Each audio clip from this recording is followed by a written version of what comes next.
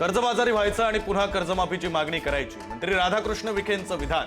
विखेंनी त्यांच्या घोटाळ्यांवर बोलावं, ठाकरेंचा टोला, तर पुन्हा कर्ज घेण्याची वेळ येऊ नये यासाठी विधान. बावनकुळेंकडून पाठराखण.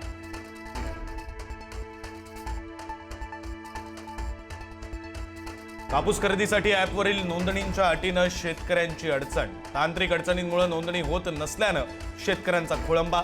ॲपवरील नोंदणी बंद करण्याची शेतकऱ्यांची मागणी. एका रुपयाची ही देवाणघेवाण नसताना समोरच्या पार्टीनं व्यवहार केलाच कसा? काहीतरी गौड बंगाल. पार्थ जमीन प्रकरणावर अजित पवारांचं विधान.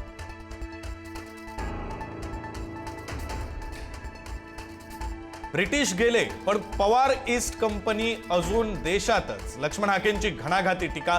उद्या पार्थ पवार विधानभवन देखील स्वतःच करून घेतील, कारण त्यांचा बाप उपमुख्यमंत्री आहे. हाकेंची जोरदार टोलेबाजी.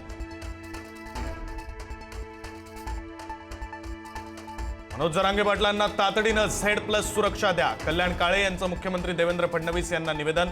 जरांगेंना जीवे मारण्याची धमकी आल्यानंतर मागणी.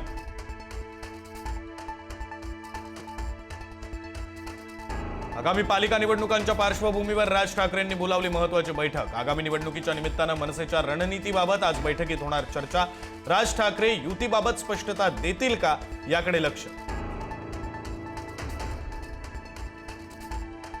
संघ आणि भाजपच्या प्रमुख पदाधिकाऱ्यांची बैठक. स्थानिक स्वराज्य संस्थांच्या निवडणुकीत संघ सक्रिय होणार.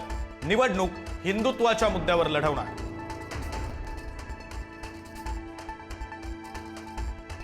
निवडणुका लढवण्याबाबत राणे पिता पुत्रांच्या वेगवेगळ्या भूमिका. सिंधुदुर्ग जेडपीवर भाजपचा अध्यक्ष बसणार. मंत्री नितेश राणेंचा निर्धार. तर सिंधुदुर्गात शिवसेनेचाच भगवा फडकेल. आमदार निलेश राणे आक्रमक. नारायण राणेंची मात्र महायुती व्हावी अशी भूमिका. मावळचे खासदार श्रीरंग बारणे आणि पनवेलचे आमदार प्रशांत ठाकूर यांच्यात बैठक.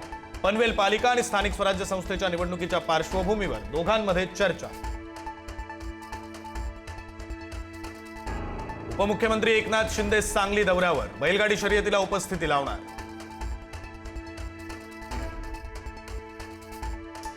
ऐन निवडणुकीच्या तोंडावर कल्याण डोंबिवलीमध्ये ठाकरेंना धक्का. जिल्हाध्यक्ष दीपेश म्हात्रे भाजपच्या गळाला. रवींद्र चव्हाणांच्या उपस्थितीत आज पक्षप्रवेश.